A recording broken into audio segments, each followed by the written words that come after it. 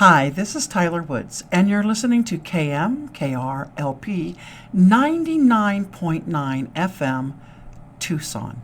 And this is Music Matters. And I'm with someone today who I really admire as a musician, and they probably didn't know that, but here we are. Eberlein. Well, thank you, Tyler. It's good to be here with you today. It's good to have you here. Thanks for doing this and taking some time out of your day, coming down from the mountain. Well, I live in town right now. I have got two children who are on the verge of adulthood, but they're on the uphill climb of the verge still. Parenting. Yeah. How old are they? 17 and 21. Hey. Yeah. I'm sorry. No, we're doing all right. Okay. So, Eb, we're going to talk some music today. Tell me a little bit about you first. Well, from the music point of view. From your point of view. Okay. So, are you a native of Tucson? No. I grew up in farm country, upstate New York. Oh. I like to say cows, corn, and apples, both kinds of corn. Okay. But dairy cows. None of this Angus that we have. Oh, okay. Dairy cows. What part of New York? I mean, what was the name of the town? I began in Endwell. Okay. And now that I'm old, I live near Young. Oh. Okay. So, when did you come to Tucson? 1985. And you were a school teacher here? On and off, yeah. I had 2 stretches as a school teacher, 10 years in elementary, grades 3, 4, 5, and then I had a 13-year sabbatical while I guided Grand Canyon. Ooh. And then when I sold the guide service, it was time to earn money again, which I hadn't done with the guide service very well. And I became a middle school science teacher, which was a lot of fun because science has the best toys. Yes, they do. Oh, so you taught for the toys, did you? Oh. We have optics that make things look bigger and smaller and chemicals which create smoke and flash and all kinds of good stuff in the science room, Great. So, now let's talk music. What got you into music, do you recall? And what inspired you? Well, listening, of course. My mom had one of those big stereos that had a bar in it when I was a kid. And my mom liked her music. She liked a lot of the pop singers of the day. Perry Como, Andy Williams was a favorite of hers. But she also had some Burl Ives in there, and there was a Kingston Trio album that really was a big influence on me. And so there were albums of hers that I would put on and play over and over again. And they were the ones that had guitars in them, generally speaking. I still like Dean Martin a bit, but I do. And so I enjoyed listening. And then my junior year in high school, I moved to the metro New York area, where everyone else had moved out of the city and thought they had moved to the country, and I thought I had moved to the city from the country. It's all point of view, isn't it? Yeah, it is. And my good buddy Perception. Kevin gave me an electric guitar. I didn't have an amplifier, solid body electric. I would lean it against my ear so I could feel the vibration, and I played it. Great way to learn. And then, but that didn't last very long. I got a guitar, a nice Yamaha acoustic guitar, which I still have.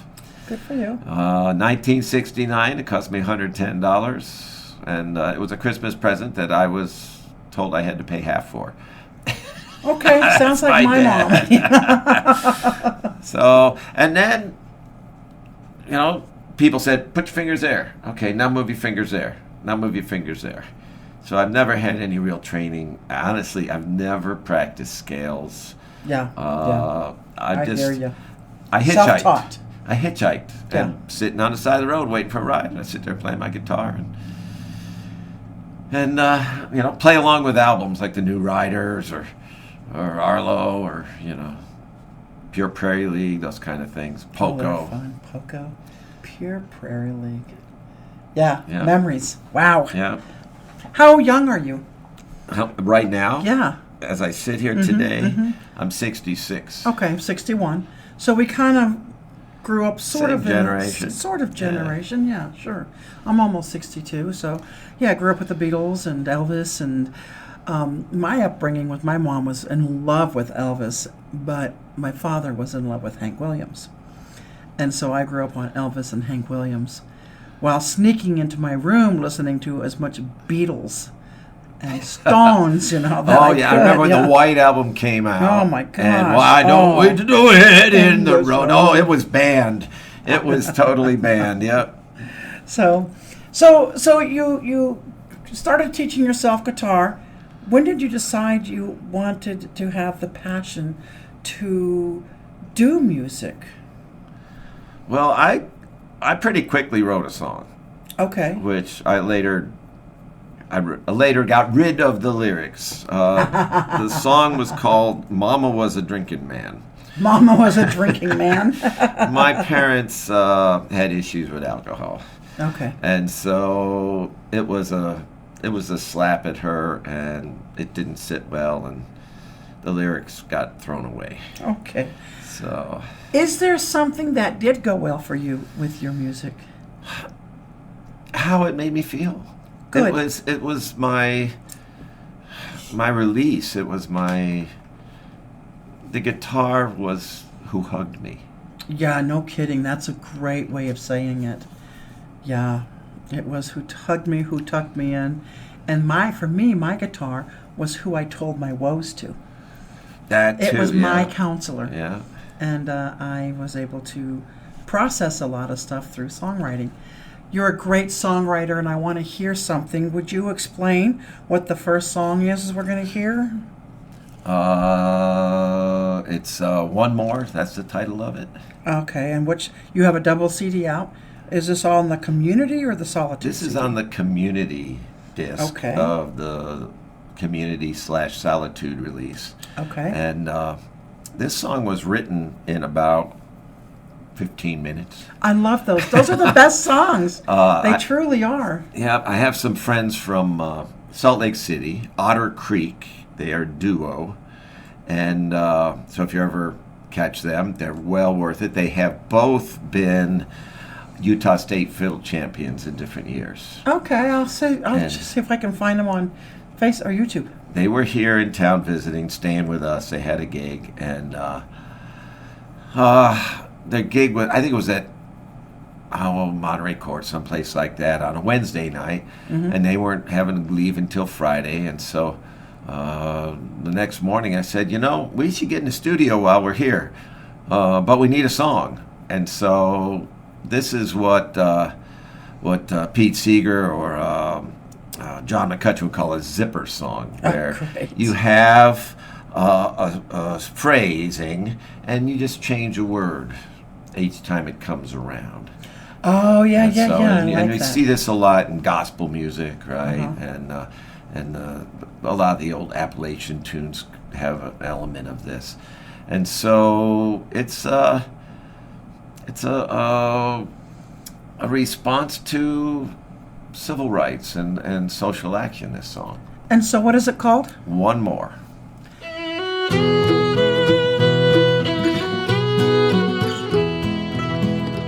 I have walked many a mile. I have walked many a mile.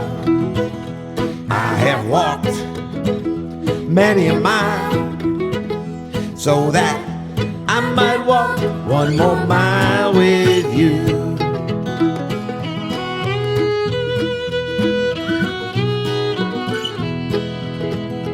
I have held many a hand. I have held many a hand. I have held many a hand, so that I might hold one more hand with you.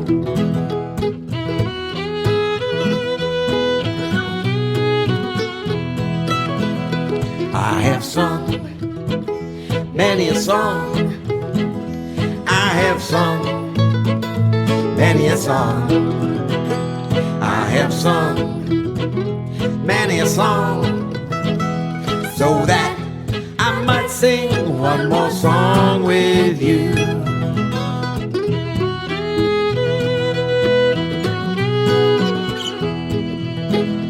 I have fought for many a cause. I have fought for many a cause. I have fought for many a cause, so that I might fight one more cause with you.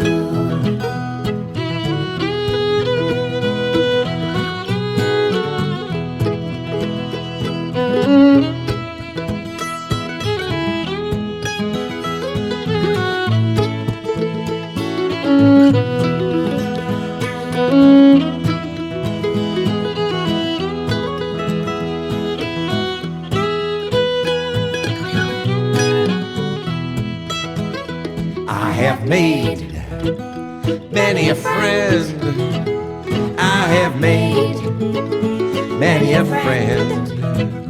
I have made many a friend, so that I might make one more friend of you.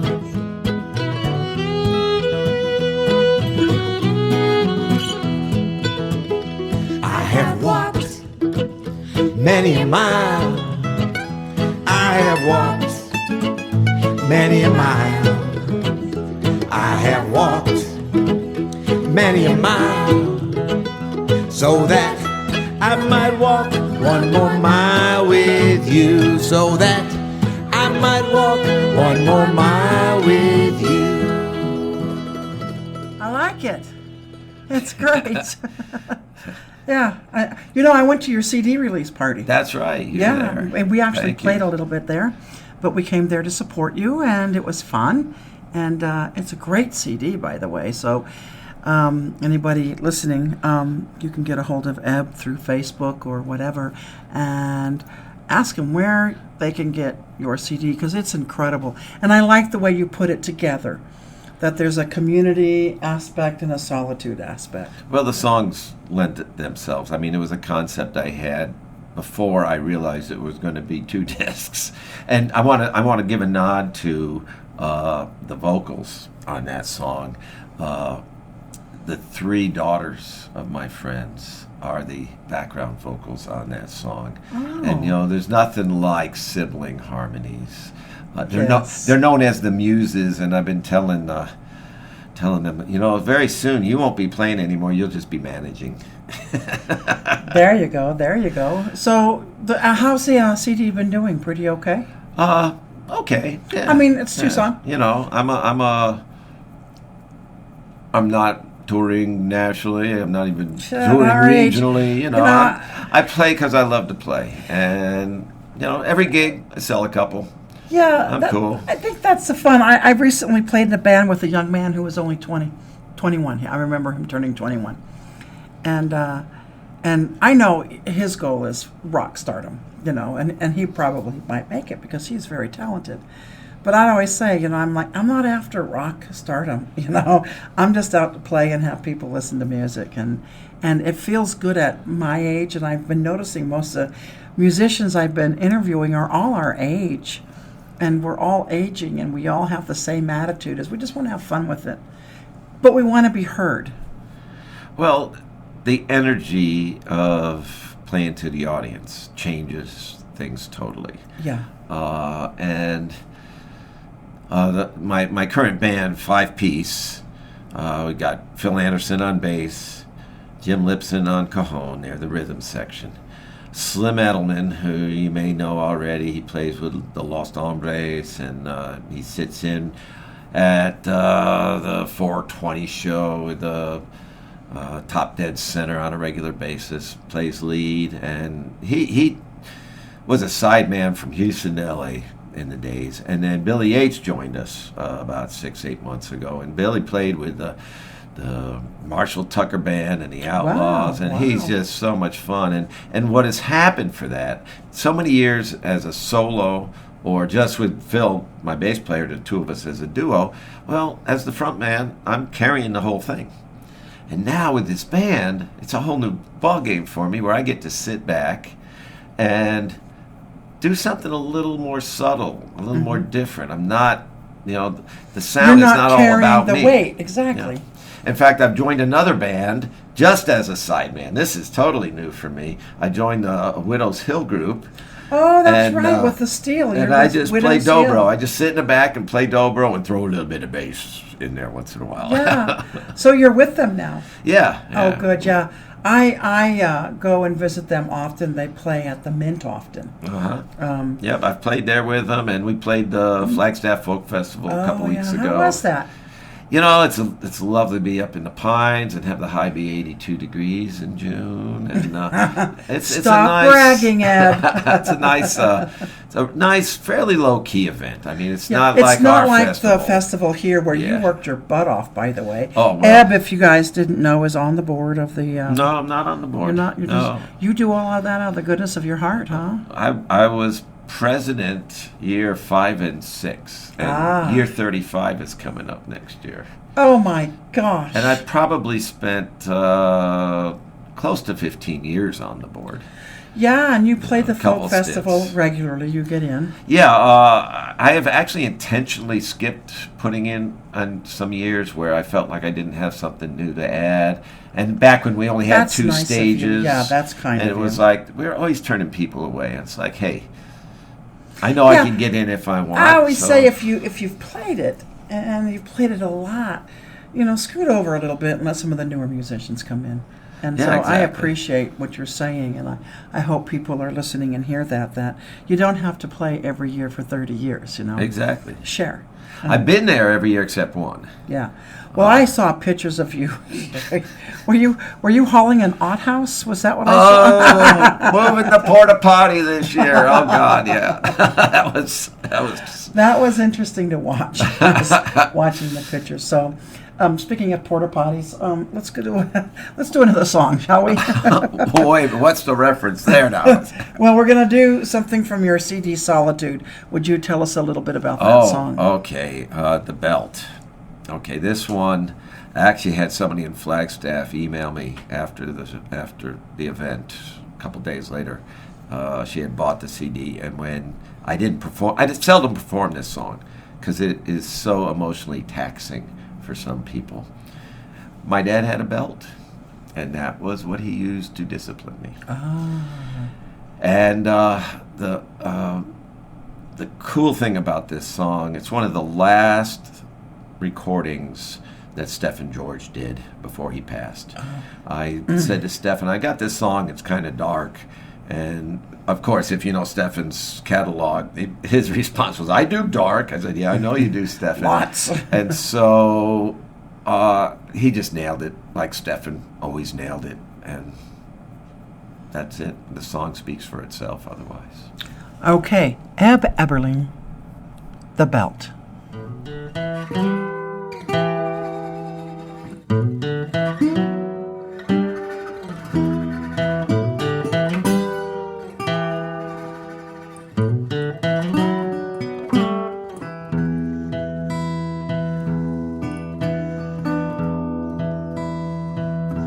Daddy had a belt. Daddy had a belt.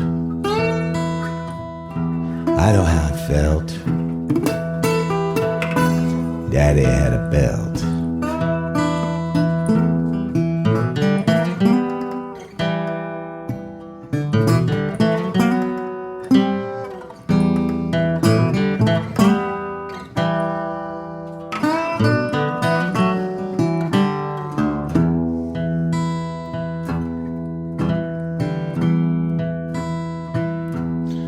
Mama turned away. Mama turned away. There was nothing she could say. Mama turned away.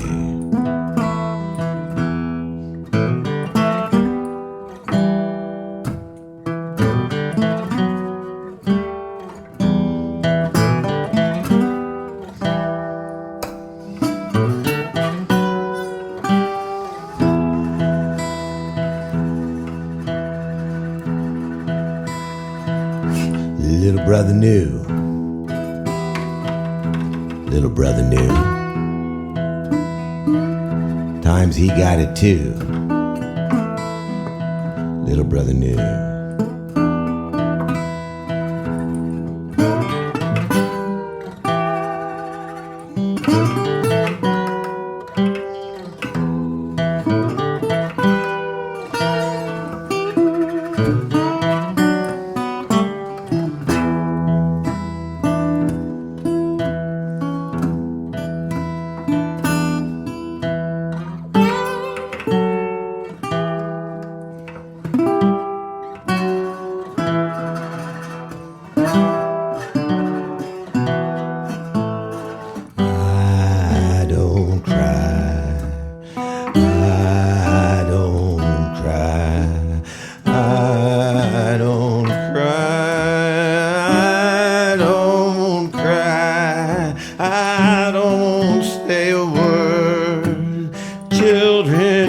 Seen and not heard.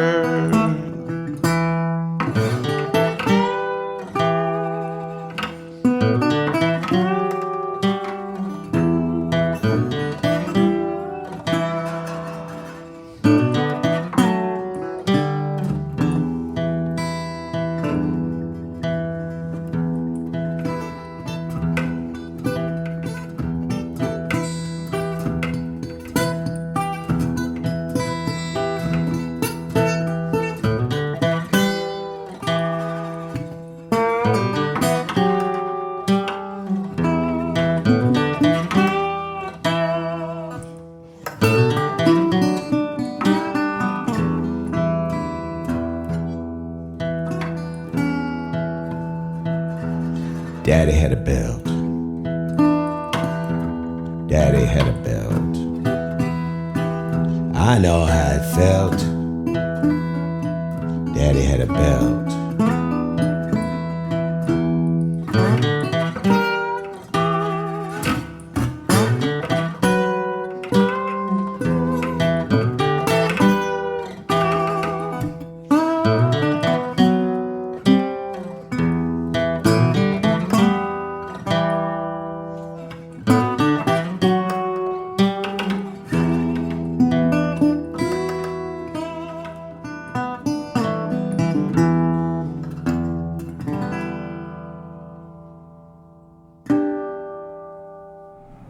Intense. I can see why people have a problem with it at times.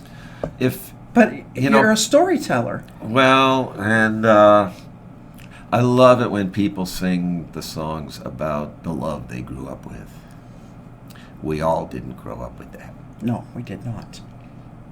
And so, that's what it is, Don't get me teared up now. I'm not going to get you teared up. I'm not going to. Here, take a sip of water, Eb. Take a sip of water. Here we go. I'm going to drink with you. Okay. Yeah, and now that leads me then, it's a great segue into music and our ability. I think I said earlier that music is my counselor. And I can tell my woes to my music, and then all of a sudden I get this great song, I think. I always say, you're doing good when you look in the audience and people are mouthing your lyrics to your song. That is always a feeling a thrill. that just blows me away, gives me goosebumps from my head to my toe. But music, tell me about the emotions for you that come with music. Oh, gee. And that's a big question. Yeah, that's huge. That's, I have recently put together a pretty extensive song list of love songs, both sides of the love song coin. Okay. In my youth, I love you, I hate you. It's a good thing I don't have a gun. No, we can't go there. When I was young, the Empty Bottle, Broken Heart songs, I knew lots of them. In fact, I reached a point where I said, wait a minute, you got to learn something else, So it's about processing emotions to some degree for me, and sometimes it's about sometimes it's about a message that you want to get across. The song we played earlier, One More. It's about, hey, I'm here with you one more time. You know, here we are. We're going to hold hands today. We're going to sing a song today. And so that's an important piece of it. My friend John McCutcheon says, as a folk singer, often you feel like you're singing to the choir. And sometimes you might think, oh, why am I bothering? And his take on that is simple. You may be singing to the choir, but we got to sing. We got to reinforce that we're not in it alone. Right. Because we're not. We're not in it alone. Yeah. And musicians, and this is what I love about Tucson. You okay, honey? I'm okay. I wish you guys could see that. Eb is very emotional over this interview because music is his heart. One of a story of a gal I used to play in a band with, Ann English. And she said to me once, she goes, I came to Tucson and I ran into Eb. Oh, and Annie's so that's sweet. all that it took was I ran into Eb, and that's all that mattered. Yeah, we've been friends since that night we met. Yeah. And she makes it very well. Great singer. We'll have to get her in here sometime. But to go on that notion, of we sharing it, doesn't matter if it's about your broken heart over the relationship that has gone off the tracks, or if it's about, hey, we are marching to the Selma Bridge. Yeah. No matter what it is. Yeah. We're in it together because we all, sooner or later, face those same emotions, those same needs to connect. Yeah. And what I love about you, Eb, is you so connect to community in so many ways. And we can't get into anything political here, but you're very busy doing things and helping feed certain groups, and really outspoken on Facebook about how you feel, and sometimes even you have said things to me on Facebook, and I was like, oh, pooey on him. But, when push comes to shove, you had great points. And so you really are like this emotional ambassador to music. Oh. You really, really are. And for that, I honor you, and I've always honored you for that, Eb. So the next thing I want to talk about then is, let's talk about community, the Tucson community, because that's what the station KMKR is all about, is we're trying to fuse this music community and mix Tucson community and music and, a whole bunch of things. It's just not about music with them, but music is so important for them. And how do you think the Tucson community is with music and the musicians? I love it all across the board, the Tucson community. I have three main circles that I hang with. And I have my church people. I'm a Unitarian Universalist. And the music scene, and I'm still connected to my educator circles. I was a teacher, and so, you may catch me out on 6th Avenue in front of Mansfield someday wearing a red T-shirt that says, I'm here for the students, Oh, you're good at directing traffic.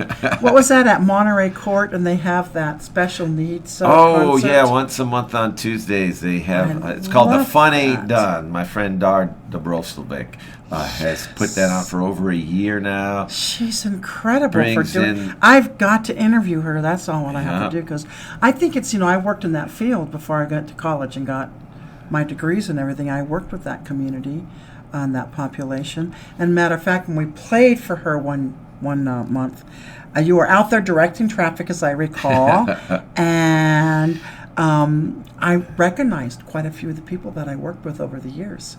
So my heart got really big. So those are the three circles you hang with. Yeah, mainly. And I love, it's interesting. In the last couple of years, I've seen quite a few of my friends migrate from Tucson. It happens. I lived in Flagstaff before I came here. I saw it happen there too. In fact, my joke in Flagstaff was, there's only two places people move to from Flagstaff. That's Santa Fe and Tucson. Where did I come? Do you know somebody, the Corey Spector? I interviewed him yesterday. Yeah. He said something quite similar. Yeah. That people come from California and they're heading to Texas, like to where the Austin or something the music is, and they get tired and they end up stopping in Tucson and never leaving. And it was an interesting. It's interesting that you would say that. Tucson is listed as the 7th city for the best local music, and I find that we did better than Phoenix. We did better than a lot of cities in California. We did better than quite a few places that we came in number 7. Well, we're missing only one thing to have the whole music scene really coalesce, and I've said this for 25 years and now. what is that? We have artists. We have recording studios. I mean, we have really great tech people here. We have venues to play at. This town could use a real booking agent. Oh, really? With a booking agent could walk in here and have rock, country, gospel, hip-hop and rap, folk, bluegrass, you name it. We've got it all here. We do. And a booking agent, though, I mean, I don't know about you, but I make pennies. I don't make a ton of money as a musician. So then to give away, like if most of the bars just pay you tips and a meal. And some of them pay a little bit. I hear you there. But to give to a booking agent, that would be a tough one. Oh, the other side of that coin is, though, if that booking agent's booking you in Las Cruces and Silver City and Albuquerque. That's true. If he's getting you all around the place. That's what a booking agent does. They take you out of that parochial, I can only book myself in places that I can, drive to and put enough gas in my car to get there. Yeah, exactly. Yeah. That's a level of professionalism and there's that full range here in Tucson. Yeah. We've got amazing people that work full time. They make their living playing music, and sometimes I feel a little guilty that I might be getting in their way a little bit. But I love to play too much. It's just the way it is, Well, and I had talked to somebody the other day. We were playing with this band ESP, and they're very good. If you have not seen them, I can tell you CAESP. But I asked the one gal, I go, hey, do you make a living doing music? And she goes, yeah. And I go, how do you do that? And she goes, barely, but I do it. And she gives some lessons and a little this and a little that.